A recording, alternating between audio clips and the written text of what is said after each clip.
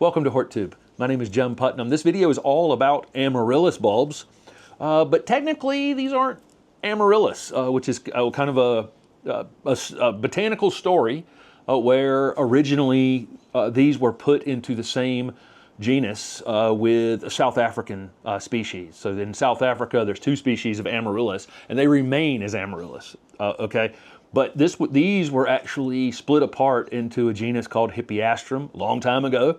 There's 90 species in Central America and South America, and there are hundreds of hybrids of these, and they've been bred to have white flower forms and reds and pinks and double flowers and single flowers and just absolutely beautiful, beautiful bulbs. We get ours from color blends, and I'll pull one of these out. These are really, really nice bulbs here.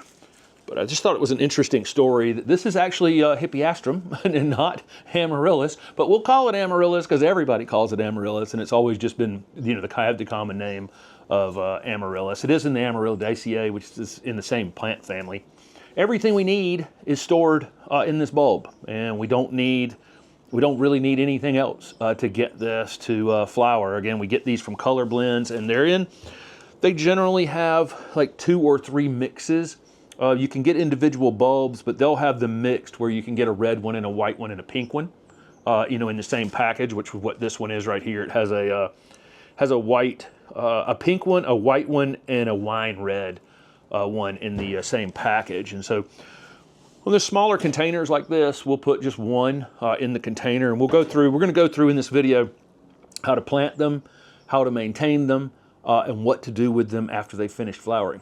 So Color Blends does a really good job when they send you bulbs of telling you, how to plant them, how to maintain them, how to take care of them. So if you order from Color Blends, you'd get this little pamphlet with it. One thing I definitely want to emphasize here is if you use a light plastic pot, this bulb, this is going to get quite tall. The flower spike or the scape that comes up, this little hollow stem that comes up that has the flower on top of it, and later the foliage is quite heavy. And if you use a light plastic pot, it's likely going to tip over anytime you're walking past it or touch it in any kind of way. They'll just fall over. So it's nice to have something that's got a little bit of weight to it. You also need a drainage hole in the bottom of it. You don't need a container very large, though. The biggest enemy of these bulbs is water, and so I don't want to put it into a giant fish bowl of a pot that I'm going to end up staying way too wet. So I just want the container slightly larger than the bulb. If you get a container like this big, we could put 3 of them in it, and that's what we're going to do in this one. We've got 9 bulbs total. I'm going to plant 1 in this video, but I do think the weight of the container and the mass is important to keep it from falling over and keeping it well anchored.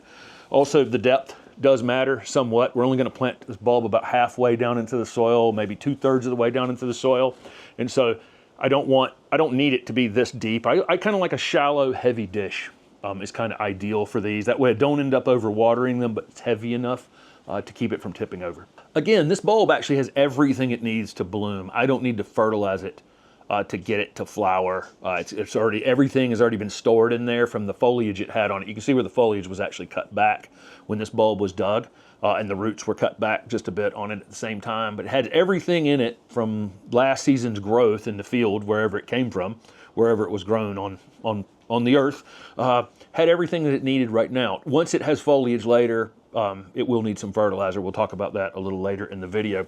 The potting soil we're using just needs to be something that will dry out, something that's fairly well draining. So any kind of good quality potting soil, you don't need fertilizer in it, but it's harder and harder now to find potting soils that don't have fertilizers in them. So you might want to think about making your own. You can just use a pine bark soil conditioner and a compost, or a compost and perlite, maybe a little bit of perlite to lighten it up.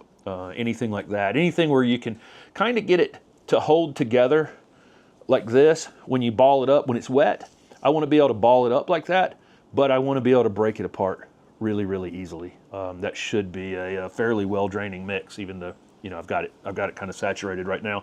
I'm going to put a small amount of soil into the bottom of this container, and then I can just kind of size this bulb in here, because I want it, again, I'm going to fill the soil up where it's only a third to a half of this bulb is actually sticking out of the top of the soil, and I want room where I can spread these roots out. Sometimes you'll have roots this big, sometimes they'll be cut a little bit closer than that, you know, but if you have roots like this, you know, I put that potting soil down in there like this, and I'm just gonna spread these roots out onto the top of it, just like that, and then it's centered right in the middle of it. You see I had that small amount of potting soil in the bottom. There's probably 2.5 inches of potting soil in the bottom of it. Then I spread those roots out across the top of it, and then I'm just gonna pack potting soil around the edge of it. And that's really all that's required. I mean, these are just so easy to get a big show of color out of. We do this, we typically get these bulbs sometime in November. It takes several weeks for them to flower. I'm shooting this video on, I think, December 5th. And so the point here is we actually pot these up and then give them away as Christmas presents before they bloom. So they'll have all the growth on it. The person will be able to see that it's gonna flower, but it won't be in flower yet. And they'll have several weeks with it to enjoy it and watch it flower during the month of January. I can cover that up a bit more if I want to, but that's pretty ideal to have about a third of the bulb sticking up out of the soil. Once it's planted like this, you need to water it in well, and then it really doesn't need typically any water until it's sprouted. You'll start to see some growth sprouting on the top of it, and that way, at that point, you'll know that you're getting new roots into the container, and you can begin to water it when it's slightly dry. So we want to allow it to dry out mostly between waterings, but it will pick up in time. Once this thing is fully rooted out into this small container and you've got a flower spike on it this high, this thing will start to dry out faster and faster. So it may be 3 or 4 times a week by the time it's in full flower and leaves are coming on it and that kind of thing. So you'll keep a close eye on it. It will just pick up pace in time, but we don't want to keep it too wet. That's definitely the enemy of these bulbs. We'll put it in the full sun or a very sunny window. We've got a spot on our dryer in here where the southern sun this time of year, because the sun's kind of east to west, obviously, but it's tracking in the south, and we get a lot of sun through this one particular window. We'll keep them in that window, but we'll rotate the container occasionally, okay? Because they'll bend toward the sun a little bit. So rotate the container maybe once every few days or so, and that will keep them growing straight and big and tall. Once you get the flower buds up on them, you can go ahead and move them out of that sunny window into another place where you'd like to enjoy the flowers later. You're gonna get this tall scape. It's a hollow stem that will come up and have your flower spike on it. As those flowers are starting to form and open, you'll start to see foliage. These are plants that send up a flower spike without foliage. You know, there's a lot of plants that actually do that, and then the foliage comes out on them. So once this flower spike has once it's declined to the point where you're no longer enjoying the flowers on it, you can cut that back. You can cut it down to about 3 or 4 inches. That scape that flower spike is sitting up on top of. After you've cut that flower spike down to 3 or 4 inches, you're going to have all this foliage that's come out on it. They're actually quite, it's beautiful, kind of strappy looking foliage. They're hardy in zone 8 to 10 outside, but I would not bring them out from inside with that foliage on them during the winter time. So wherever you live, if you've grown them inside and allowed them to flower, I'd put them put them back into a sunny window and allow that foliage to soak up that winter sun inside. Once you get to your kind of frost-free date or your average last frost date, you can put them outside in the container. At that point, if you're gonna leave them as a container plant, you're gonna need to start fertilizing them, because this potting soil is definitely not going to have everything this plant needs. It's going to get sunlight, it's going to get water from you, but that's not going to be enough for it to completely rebuild everything in that bulb that it needs to bloom again next year, if you're going to try to keep it and allow it to bloom again next year. So at that point, you'd start fertilizing it in some way. You could put a slow release fertilizer on top of it, some sort of organic fertilizer on top of it. Those of you in zones, let's say 8A to 10, and we're in zone 8A, can plant them in the soil in a well-drained soil area that gets 6 hours or more of direct sun. Okay, so you can just go ahead and put them in the ground.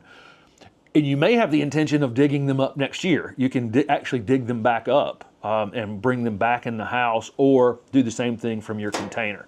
One other thought about leaving it in the container is I've put it in this super small container to kind of keep from overwatering it and have it in the house. When it goes outside, you're probably going to need a slightly larger container, or you're still going to be watering it like 3 times a week or 4 times a week, more than you'd want to. So I'd put it in a slightly larger container. You may need to step it up a couple times during the summer if it's just if it's driving you crazy how many times you're having to water it. So 1st of September, between, let's say from September 1st to October 1st, you can actually take your Amaryllis bulbs, Hippeastrum bulbs, and you can take the container, put it in a cool, dark space, crawl space, someplace that's dry. Crawl space may not be the best idea, but someplace that's dry and kind of dark. And they need about 8 weeks, 8 to 10 weeks, a period of time where they basically rest, and then that triggers the flowering on them. So you can leave the foliage up on them while you do that, but after that, you're going to cut the foliage back. And when you buy these bulbs, this is how this was done. So this foliage was allowed to grow on this bulb all season long. It was dug out of the ground back in early September from wherever it came from. The foliage was cut back, the roots were pruned on it, and then it was planted. Then it was stored in a dry, dark place for some period of time, and that has now triggered the reflowering on this. So all I have to do now is pot it like I just did this one, and I showed you in the video here. I potted it, and it's going to come up, flower spike's going to go. And then we have this process again of allowing that foliage and fertilizer to rebuild this bulb. Then we have to go through that rest period, that 8 to 12 week rest period, and then we replant them again. Or plant them into a different container, or keep them in the same container, whatever you want to do. But that's the process of rebuilding these bulbs on a yearly basis. That flower spike will always come up before that new foliage comes out on it. But I thought we'd never made a video on just Amaryllis, or again, Hippeastrum, before, and so I wanted to just go through all the process. We have ours in the ground, and we just keep them in the ground out here. I'm probably not giving them quite as much fertilizer as they'd actually like, because my flower spikes, they are flowering, but they're kind of diminutive compared to what they are in this bulb that I'm buying, from Color Blends every year. But again, these are on the Color Blends website, and they're available in other places. Occasionally, you'll see them waxed. You'll buy them, and they've got a wax coating on them. If you're going to try to keep those bulbs when they're done flowering, you will want to remove that wax on them if you're going to try to plant them in the ground or plant them into another container or whatever you're going to do with them. But that wax was put on it to keep the moisture in place on that bulb. But it's not a good idea to keep it on there if you're going to try to keep the bulbs in the future. They're pretty much dead with that wax on them. But I'll leave that up to you if you want to just dispose of them after they flower, or try to enjoy them year over year. Thank you guys so much for watching.